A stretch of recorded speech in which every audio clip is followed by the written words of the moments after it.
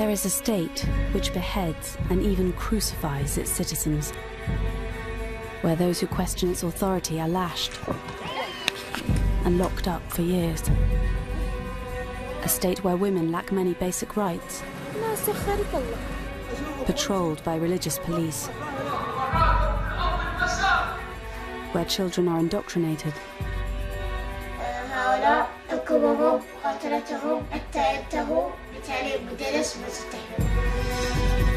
but this is not the Islamic State. This is the Kingdom of Saudi Arabia. A close ally which buys billions of pounds worth of British arms, whose security forces we equip and train, even though they're in conflict with many of their own people, whose oil we buy, and whose royals get the red carpet treatment. We have a relationship with Saudi Arabia because we receive from them important intelligence and security information that keep us safe. Working with a team of Saudi undercover cameramen, what's this? This film sets out to penetrate one of the world's most secretive and repressive states. The women, they're imprisoned. They just fear freedom.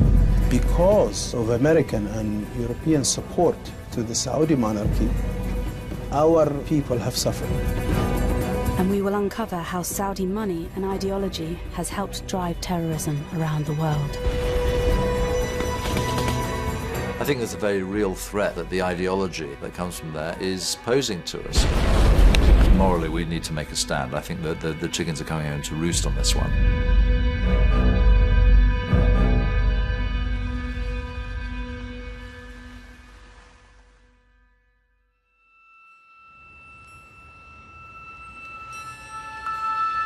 In January 2015, the Union Jack was flown at half-mast in Westminster, a very special mark of respect for a close ally.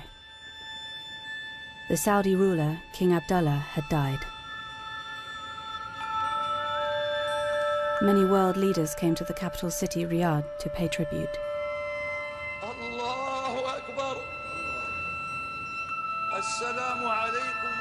In the same month, in another Saudi city, a young blogger was whipped in public. Waraef Badawi was convicted of insulting Islam after he spoke out about his government and religion. He wrote, "The only way to deal with an unfree world is to become so absolutely free that your very existence is an act of rebellion." For comments like this, Badawi, a father of 3 young children, was sentenced to 10 years in prison and 1,000 lashes.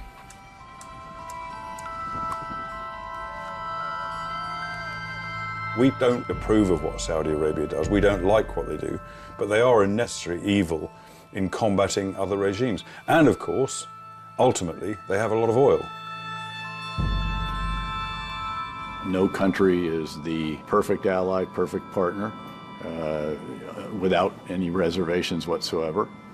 So, you know, welcome to the real world. Welcome to the Premier League.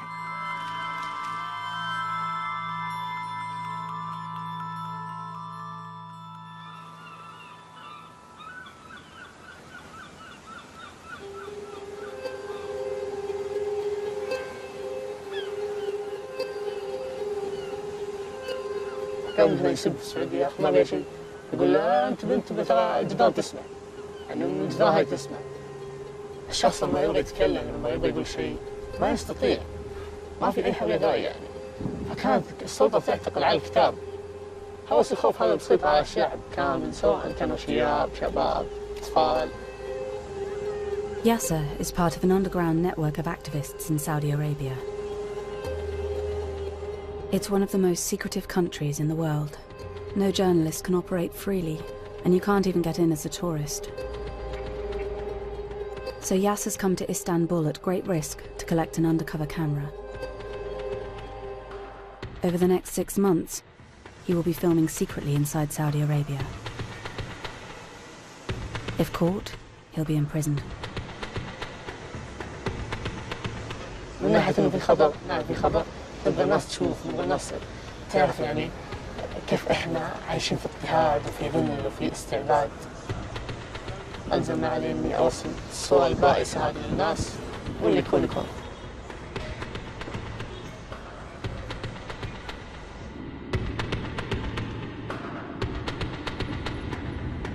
Two days later, Yasser is flying back into Riyadh to begin filming undercover.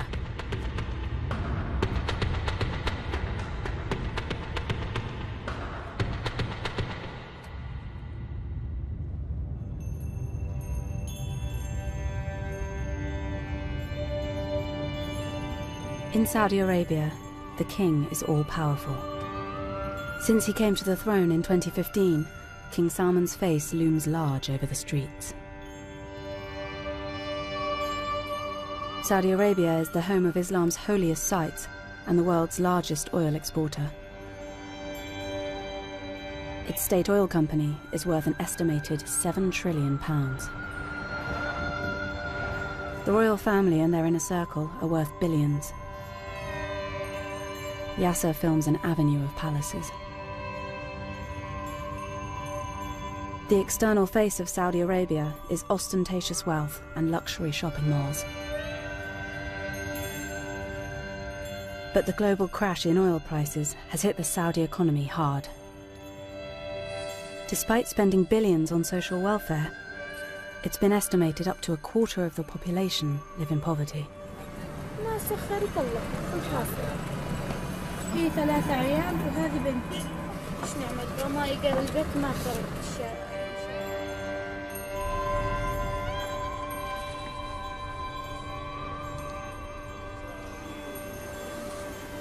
راح اخليكم تشوفون وين هالناس عايشين. This is how millions of Saudis live, a reality rarely seen by the world because you can't film openly here. الناس هنا عايشة في عذاب مهلكة. الواحد غرفة الشيخ قدسي. الأطفال يبيعون. لا إله إلا الله. الناس في النزبة شوفوا كيف. شوفوا المجاري شوفوا. السوق. تجيب المال تشحذ. Yasser's in Saudi's second city, Jeddah. He shows us how women often end up begging on the streets.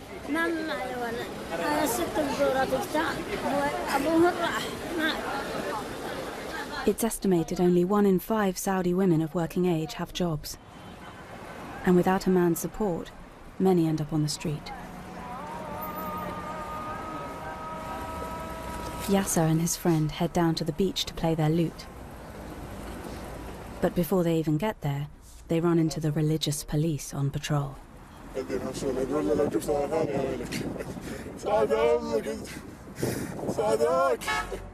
In Saudi Arabia, playing music in public is forbidden by the religious police.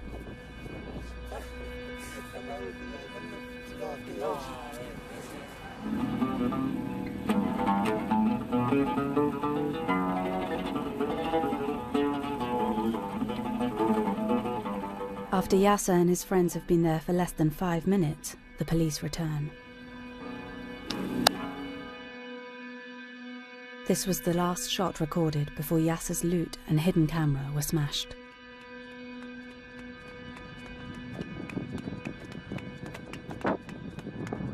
جيمس كسوني اصبعي اليوم وكسوني العود حتى.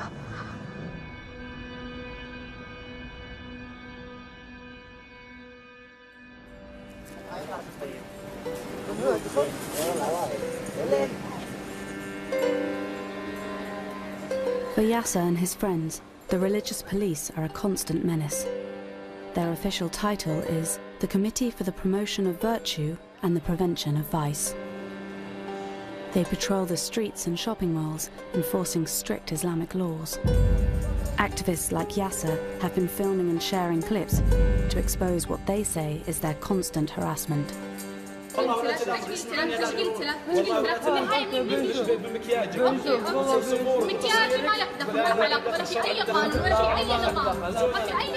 They force women to cover themselves and drive people out of cafes to go and pray. Their strict form of Sunni Islam is known as Wahhabism. It is the religion on which Saudi Arabia was founded. Here, the religious police are smashing bottles, thought to be alcohol.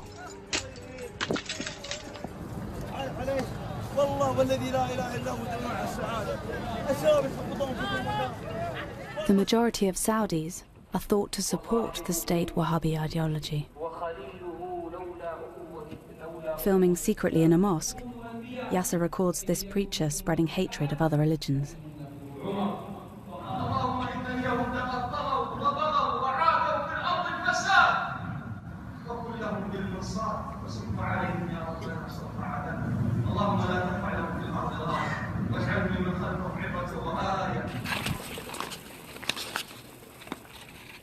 The state Wahhabi ideology is taught to Saudi children from an early age.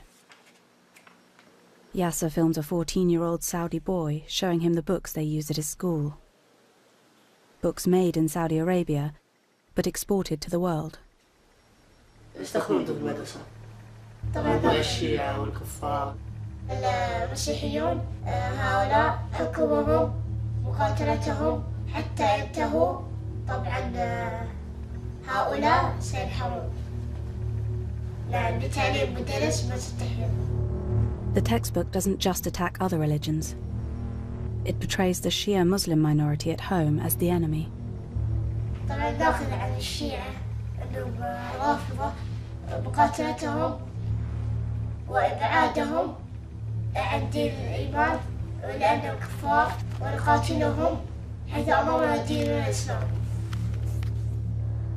The Saudi education system has been intended as an insurance policy, as a security measure to protect the ruling family and to mislead the millions of students into hatred of other religions, other cultures, and into the worship of the Saudi ruling family. Saudi Arabia is said to have made some progress reforming its textbooks, removing the worst examples of prejudice.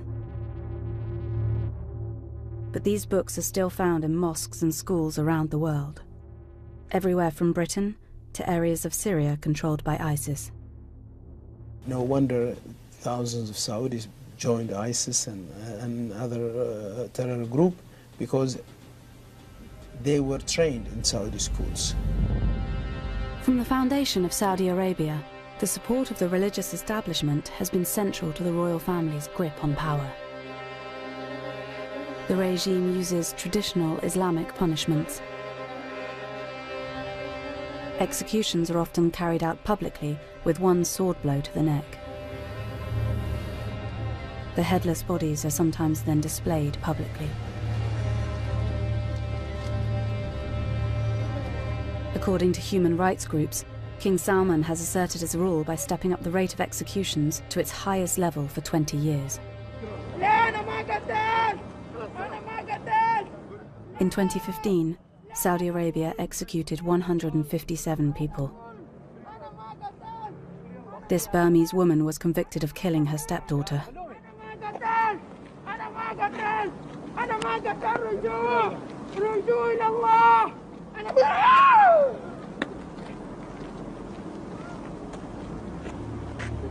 This was filmed by a policeman. He was later arrested after posting it online. The Saudi government claims that only the most serious criminals are executed, and punishments are carried out in line with Sharia law. They say trials are fair, though human rights groups disagree.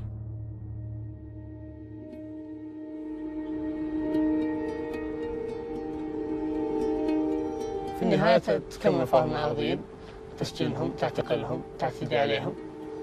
لا أعتقد أن هذا الإسلام لا أعتقد أن هذه الدولة أصلا تمت الإسلام بصلة. لكن مش الناس كلها عندها غضب، لكن المشكلة ما حد يقدر يتكلم. كل الناس تخاف الاعتقال. هم كلهم يبغون يخلون كل شيء بخفي لأنه لو سمحوا بالحرية وبالكلام يعني بتكون بداية سقوط نظامهم يعني.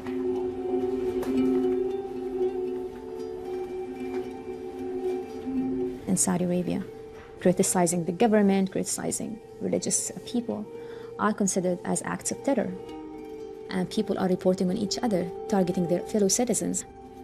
So everyone becomes, more religious than ever. Everybody becomes more pro-government than ever. So we're going into a fascist society. The Saudi government says the anti-terror law strikes a balance between prevention of crimes and protection of human rights, according to Islamic law. One activist's story, more than any other, encapsulates Saudi suppression of free speech.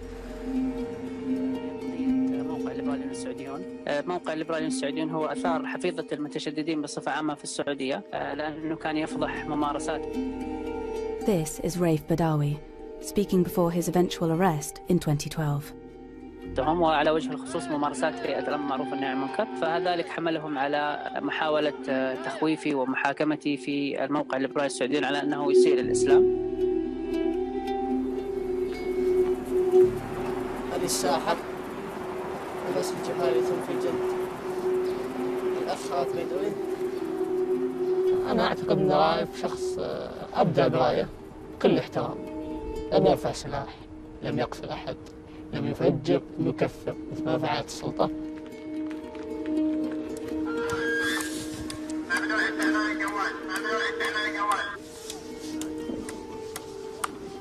For most of his sentence, Waraef has been held in one of Saudi Arabia's most notorious prisons, Bremen. Saudi Arabia shows outsiders state-of-the-art prisons, but people rarely see the reality. Since Waraef was imprisoned, Yasser's network has managed to smuggle camera phones into Bremen.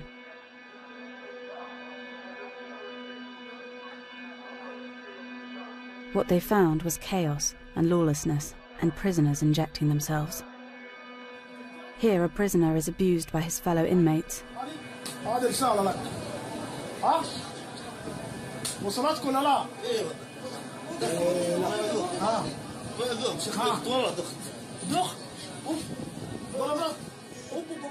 The British government had approved a £6 million contract to train Saudis on how to run its prisons.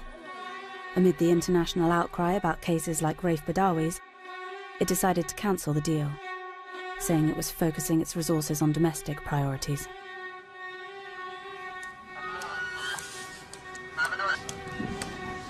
Waraef Badawi has received no more lashes since the first 50, but his sentence of 10 years still stands.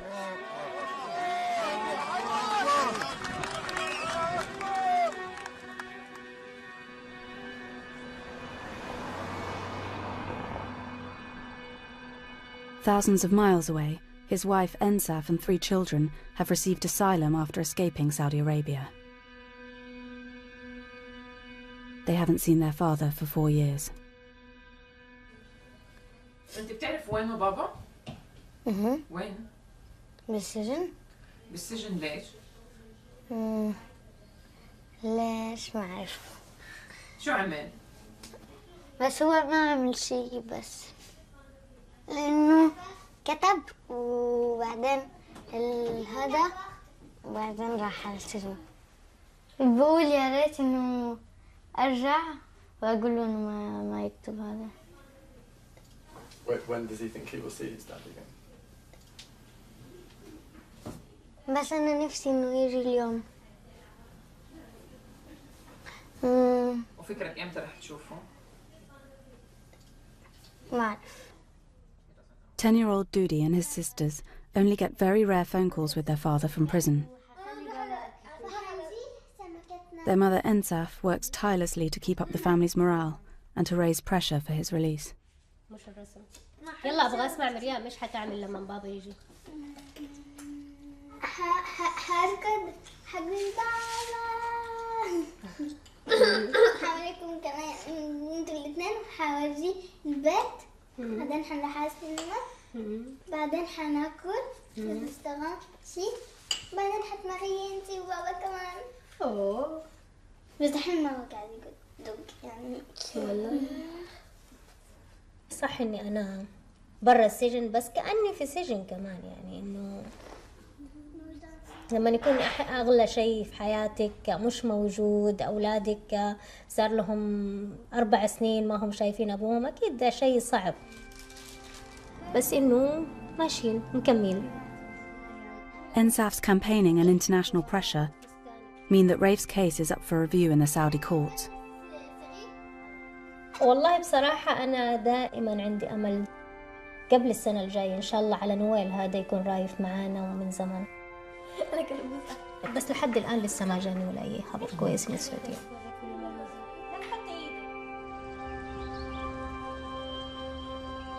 In part 2, we go into Saudi Arabia undercover ourselves and come face to face with the Saudi state. What's this?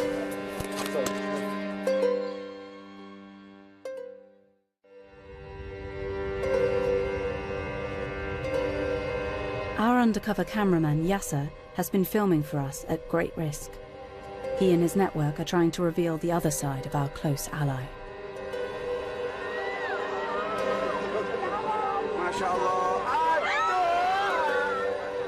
Saudi Arabia doesn't allow tourists, and they don't allow journalists to operate without minders. So we're flying into Riyadh as businessmen after setting up a fake company.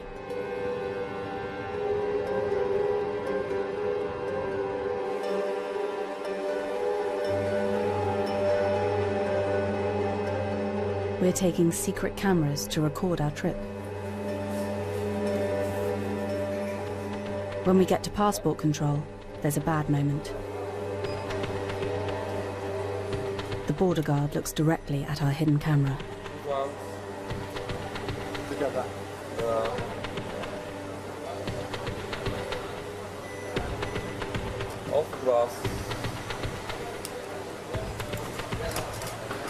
What's this?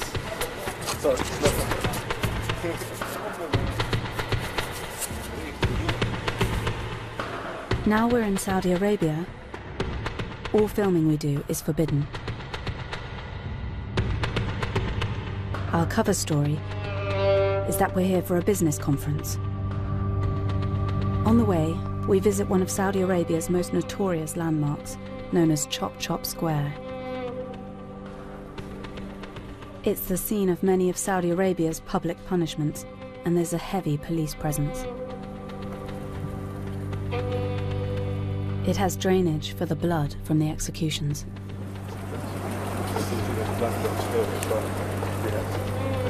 Two Westerners in the middle of Chop Chop Square inevitably raise suspicion.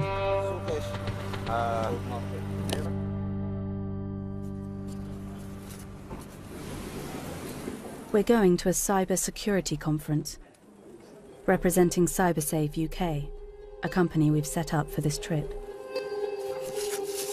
We've been placed right next to the Ministry of Interior, the very people who arrest activists like Raif Badawi.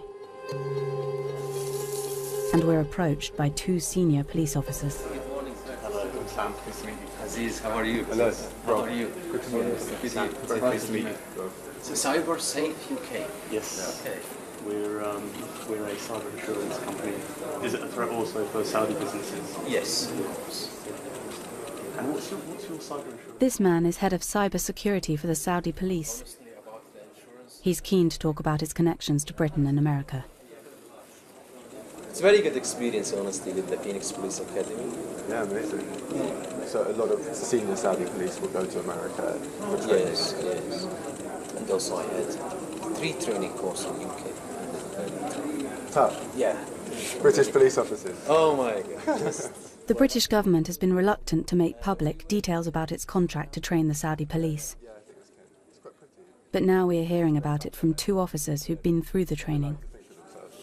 And was that the British government or was it private? And we take College of Police. College of Police. Brighton. Brighton. Coventry. Coventry. Coventry. Wow. And they know what we need. Yeah. Did they send a lot of people to England? Yeah. We have contract with the Ministry for Interior and the government. I think the embassy here has a contract because they're tourists and they do long-term training. Yeah. There's a close relationship. Yeah, close. The British government has since confirmed to us they have provided more than 300 Saudi officers with training since December 2012.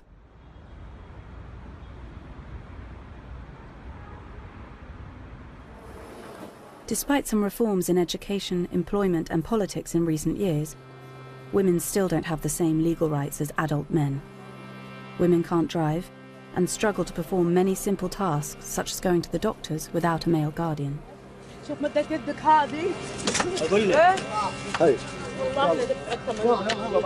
In some cases of abuse, the authorities do act, but if a woman is the victim and tries to report it, the police may tell her she needs a male relative to file a complaint.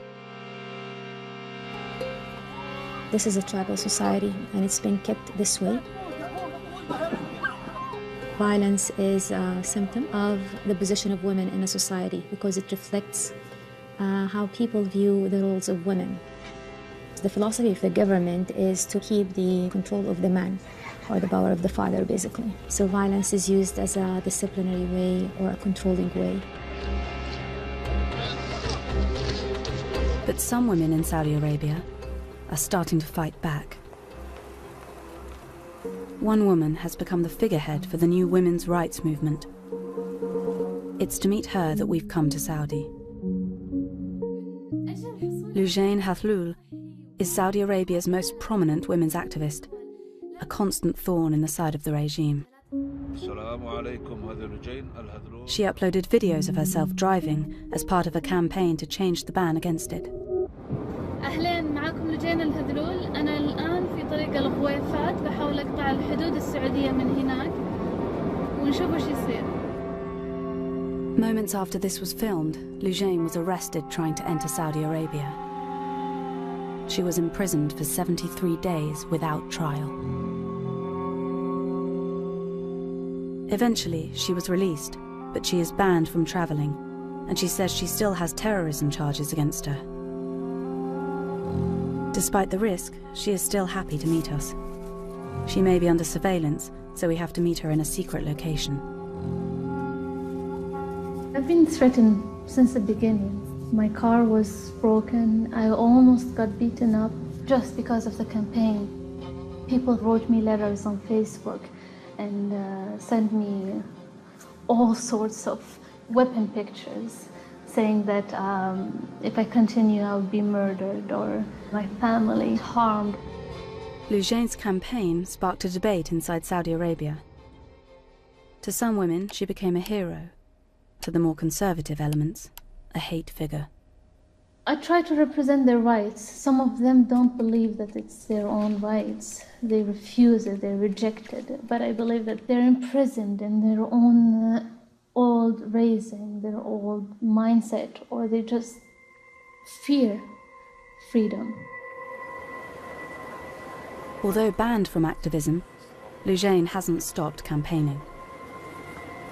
She's registering as a candidate in the 2015 municipal elections, the first in which Saudi women can participate. سجلت خلاص؟ سجلت. It's scary. I'm not saying it's not scary, but I'm continuing. I am not stopping. I'm stepping, shaking while stepping, yes, but I'm not giving up.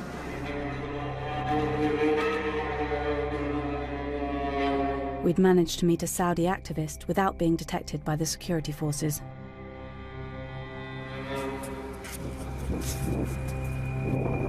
But when we get back to the hotel, there's a shock. The fake company website we've set up has been hacked. That's pretty dark. I think we get out.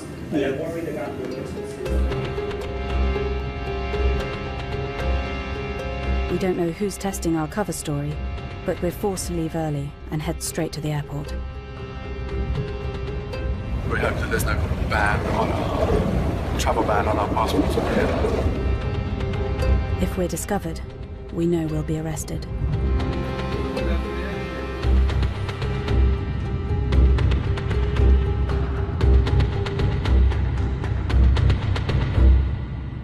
We'd got out, but Yasser is still filming inside. One of his network is driving to a region that's witnessed serious unrest and the first signs of potential cracks in Saudi rule. The east of Saudi Arabia is where most of the Shia Muslim minority live. He's come to meet the family of a boy who has been condemned to death, aged just 17. Ali Nimr's punishment marked the beginning of what activists say is a dangerous new phase for the Saudi regime.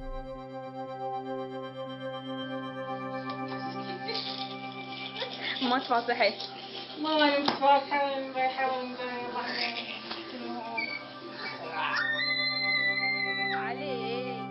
علي النمر شاب عربي مثل أي شاب آخر من شباب العرب، يحلم بالحرية، يحلم بالعزة، بالكرامة. In 2011, Ali Nimr was a schoolboy who joined in street protests inspired by the Arab Spring. Young Shia men hit the streets in unprecedented numbers in a country where protests are illegal.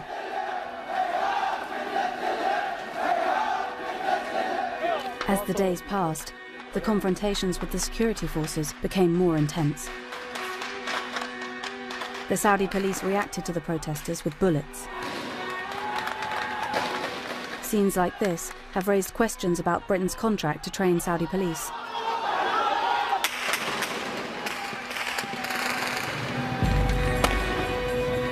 Protests sprung up in other parts of the country, and activists like our cameraman Yasser sensed weakness in the regime for the first time. كان عند شعور احنا ننتصر خلاص، يعني جاءت اللحظة اللي خلاص احنا نتغلب على هؤلاء المستبدين اللي عشرات السنين استبدوا فينا واستعبدونا يعني.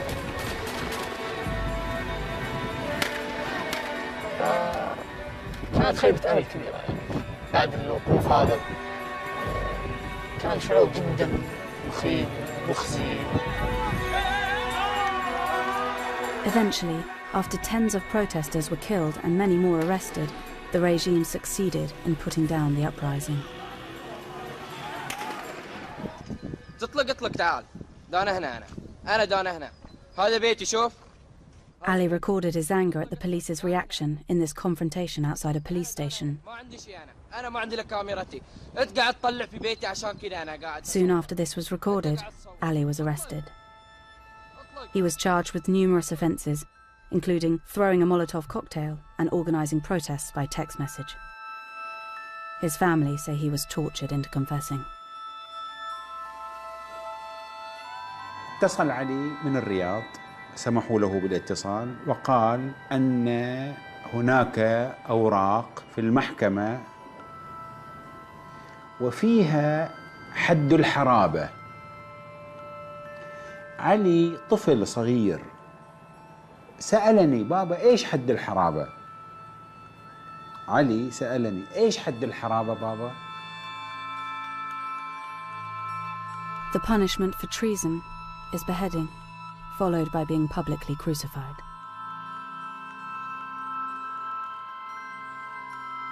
But some felt Ali was being punished because of this man. Sheikh Nimr was Ali's uncle. He was seen as the spiritual leader of the protests.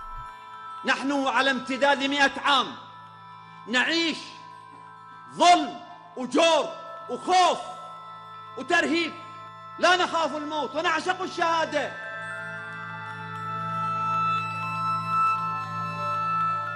طبعا صعب يعني ليلي ونهاري الذكرى ما يغيب عن بالي، على طول الذكر عليه موجود في بالي، على طول لساني يلهج بالدعاء إليه، بالفرج إليه. أشياء كثيرة في البيت تعني لي علي، كل البيت أصلا يعني لي علي. The British government says it has lobbied to spare Ali the death penalty. But in September 2015, Ali's death sentence was confirmed, with no more chance to appeal. In the same week, it was revealed Saudi Arabia was made the chair of a UN Human Rights Council panel of experts.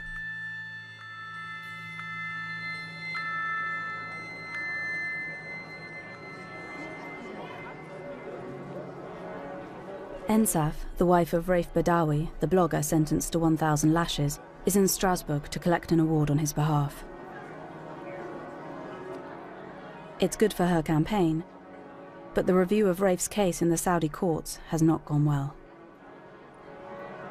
رايف اتنقل إلى سجن تاني. السجن التاني هذا اللي نقل فيه ما يكون فيه إلا شخص منتهي. كان خبر جدا سيء. أنا قلقانة كتير على صحة رايف. In response to his appeal being denied, she says Raif has begun a hunger strike. خبرتهم إنه نقل سجن جديد بس ما خبرتهم إنه منقطع عن الطعام. حرام يعني أولادي تعبوا من كتر ما هم يتلقوا أخبار، يعني حرام سنهم فقدوه بسبب إنهم يتلقوا أخبار أكبر من سنهم. مجرد ما إني أشوف أولادي كمان يعطوني القوة، يعطوني كمان الأمل. المعاكس للموضوع رايف إنه بعيد عن أولاده. الحكم اللي صدر ضده كان حكم كتير قاسي.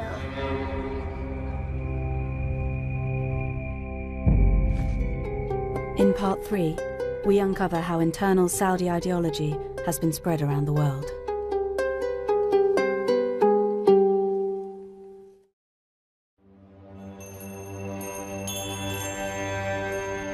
For more than 70 years, Saudi Arabia has been Britain and the West's key ally in the Arab world.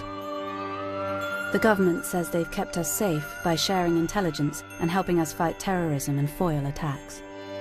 Very, very nice to see you. Since David Cameron's government came to power, we've sold Saudi Arabia more than £5 billion of weapons.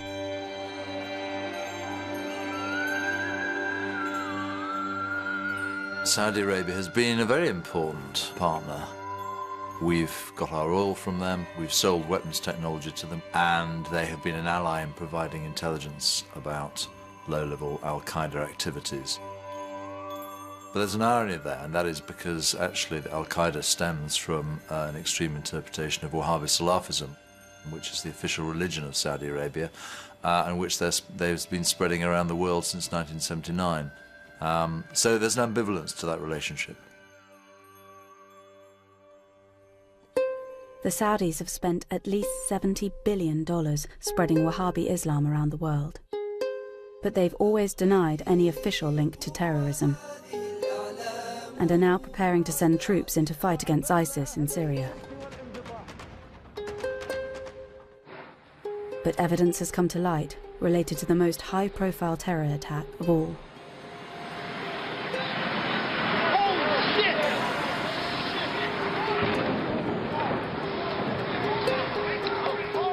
15 of the 19 hijackers on 9/11 were Saudi citizens. Osama bin Laden himself came from a prominent Saudi family. It prompted the United States to investigate Saudi links to terrorist organizations. There were individuals within the Kingdom of Saudi Arabia, some of them prominent citizens, some of them people with ties to the royal family, who were funneling funds to all kinds of activities. We saw tremendous amounts of money were going to promote a Wahhabi variation of Sunni Islam. And that led to, I think, mostly unintended consequences, but they should have been recognizable consequences. According to US government documents we've obtained, a pattern emerged of Islamic charities supporting terrorism. The CIA reported that governments in the Islamic world had supported the charities' religious activities, but were unable to monitor them or how their money was used. The name of one charity came up repeatedly: the Saudi High Commission for Bosnia and Herzegovina. It was set up in Sarajevo by Saudi Arabia and provided more than £300 million in aid for Bosnian Muslims. The Saudi High Commission was a significant state-funded charity, and it was tied in certain instances to financing terrorism, in particular in Bosnia, for example. There were people within this institution who were funneling funds to terrorist groups at the time. But more than allegations of passing on money, we found evidence the Saudi High Commission was providing employment and cover for terrorists. Inside this New York courthouse are boxes of evidence for a case brought by the families of 9/11 victims against the Saudi government and the Saudi High Commission. The families are currently appealing their case after it was dismissed last year on the grounds of sovereign immunity. Among the material is this tape, recorded testimony from a convicted Al-Qaeda terrorist. أنا علي أحمد. It's never before been broadcast. شخصياً بأسامة بن لادن. This is Ali Hamad, a jihadi who fought with the Mujahideen in Afghanistan and Bosnia. He alleges he and others were employed by the Saudi High Commission, and that local officials at the charity knew that he was linked to Al-Qaeda. He says Bosnia was seen as a crucial foothold in Europe for Al-Qaeda to plan future attacks. تنشر جنودها وضربتها في جميع الدول الأوروبية. البوسنة للقاعدة ليست مهمة. Hamad was later involved in setting off a car bomb in Bosnia in 1997 after the war had ended.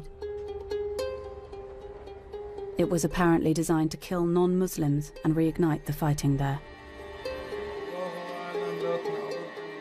Documents obtained by lawyers for the 9/11 families also reveal Washington knew about the charity's direct links to terror. But it was only after 9/11 that action was taken. NATO's heightened state of security. 2 weeks after the 9/11 attacks, NATO special forces raided the charity's offices in Sarajevo. Are you saying that you have evidence of Al-Qaeda's activities here in Bosnia? Yes.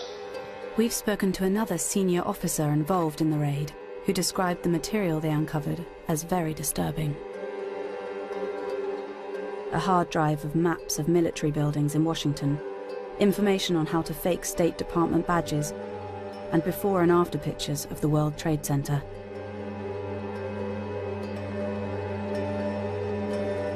The scope of the evidence, the number of people with terrorist connections who were affiliated with this organization, the amount of money that flowed out of it undermines the notion that it was a purely legitimate humanitarian organization. There was certainly something else going on.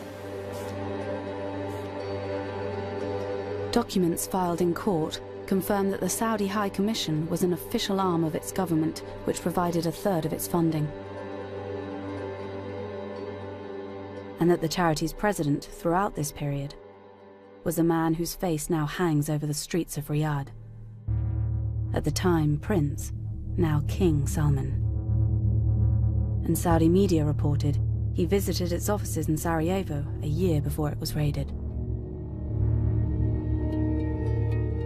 The Saudi High Commission was linked to radical individuals who, in several different instances, were allegedly involved with Al-Qaeda. That suggests to me a questionable sense of judgment about what the drivers of terrorism are or historically have been. King Salman could or should have done a better job in exerting oversight over the organizations in which he was chair. The Saudi government in the past has said that none of its agencies knowingly provided funds to Al-Qaeda or other terrorist groups. There is no suggestion King Salman, the royal family, or senior Saudi officials knew about or were involved in the alleged support for terrorism at the Saudi High Commission. The 9/11 Commission said that although Saudi Arabia had long been considered the primary source of Al-Qaeda funding, it had found no evidence that the Saudi government or senior officials individually funded Al-Qaeda, but that this did not exclude the likelihood that charities with significant Saudi government sponsorship diverted funds to Al-Qaeda. Since 9/11, Saudi Arabia has wanted to show the world that they are tackling terrorism. They themselves have been the target of attacks, and they have passed laws to clamp down on private donations from inside the kingdom. They have carried out airstrikes against ISIS, and are now preparing for a ground war against them in Syria. They also deny Saudi Arabia supports ISIS ideologically. But many feel that it's the underlying Wahhabi ideology that's the wider problem. The ideology of ISIS is not much different from the ideology that Wahhabi Salafi Islam in Saudi Arabia adheres to. Unless the Saudis deal with this issue, we are going to constantly fight yesterday's war, and even if we defeat ISIS, there'll be another terrorist organization, perhaps with a different name, as long as they have this ideology that emanates from Saudi Arabia.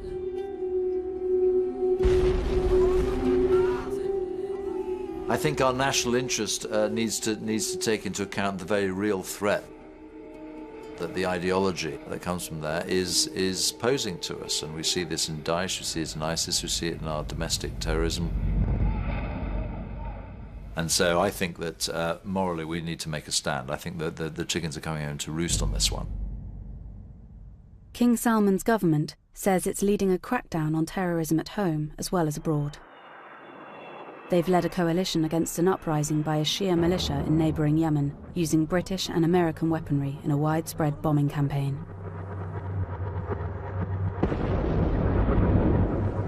And on the 2nd of January 2016, they announced the execution of 47 men for terrorist offences in Saudi Arabia. Saudi Arabia says it has executed 47 people. It was the largest mass execution since 1980. Shia cleric Nimr al-Nimr. Whilst many were convicted al-Qaeda terrorists, several others were political activists. Ali Nimr was spared for now, but his uncle, the Shia cleric Sheikh Nimr, was executed. This new footage, smuggled out by Yasser's network in the last few weeks, shows how his execution has sparked the first major protests in the East since the Arab Spring.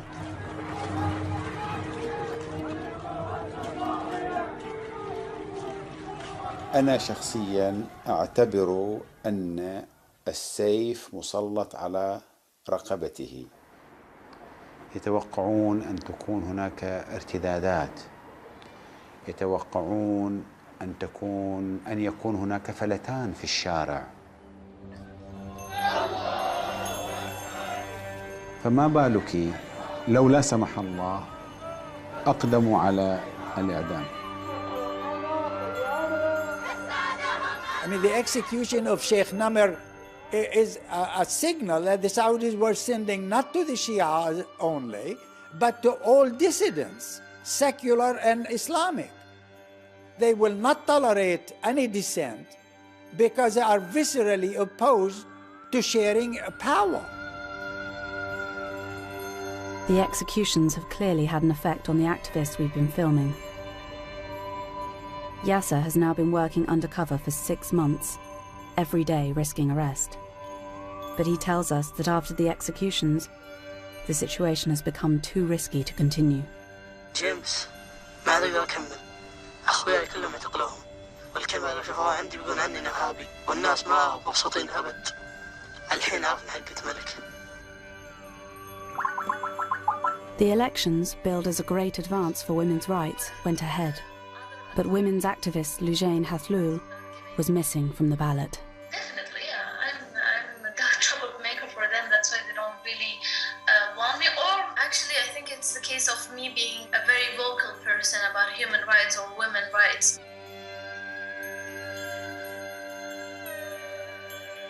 Unfortunately, the religious establishment is not really aligned with any of the economic, social, or best interests of the 30 million people living in Saudi Arabia. Their needs and best interests and voices should be heard, and it will continue to be an issue for the people and for the political system until it's resolved. It's not going to go away because people are being imprisoned or even executed.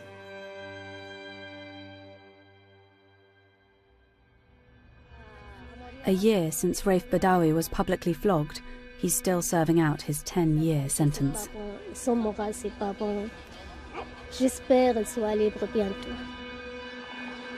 His wife Ensaf hasn't heard from him since the executions happened. بصراحة يسألوهم الفترة هذه كتير ليه بابا ما عاد يتصل. ما عندي جواب. لو ما بعرف. لأنه فعلا أنا ما بعرف ليه.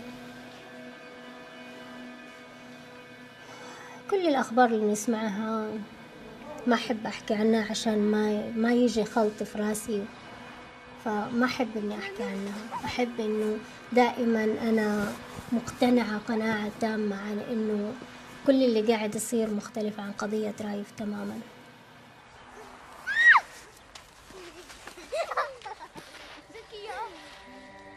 In response to the film, the Foreign Office told us, "Only by working with Saudi Arabia can we bring about changes we would like to see. We regularly raise with them the importance of compliance with international law, including in the Yemen conflict. Senior Saudi leaders have condemned sectarianism and ISIS's ideology. Our police training undergoes strict assessment and is designed to improve human rights compliance of the Saudi justice system. Our arms sales are subject to one of the most robust export control regimes in the world. We are extremely concerned about Raif Badawi and have raised his case at very senior levels. The Saudi government has assured us that Ali Nimr will not be executed. The Saudi government told us, "The Kingdom of Saudi Arabia utterly rejects the partisan nature and sensationalist tone of this documentary, which sets out to portray the country in a negative and unbalanced light. The Kingdom's legal system is based on the due process of Islamic Sharia law. The Kingdom is at the forefront of international efforts to combat terrorism and will pursue anyone who supports and funds terrorist activity, and to suggest otherwise is a slur. In keeping with its biased agenda, ITV chose to undertake covert filming when they could have applied for and received a journalistic visa, like many of their counterparts."